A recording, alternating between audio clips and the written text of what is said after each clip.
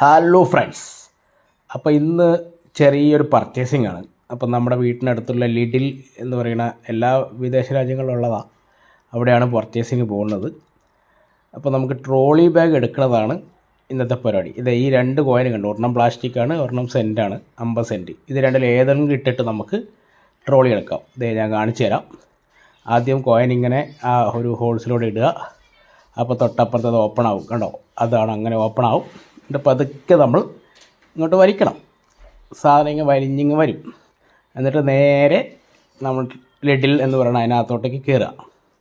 അത് നമ്മുടെ നാട്ടിലെ സൂപ്പർ മാർക്കറ്റ് പോലത്തെ ഇവിടുത്തെ ഒരു സൂപ്പർ മാർക്കറ്റ്. പക്ഷേ ഇവിടെ എന്താ പ്രശ്നം എന്ന് വെച്ചാൽ മദ്യം കിട്ടും.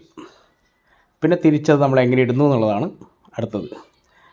ആദ്യം അഴിഞ്ഞു പോയ കീ എടുത്തിട്ട് പിന്നെ ഇങ്ങോട്ട് കുത്തുക.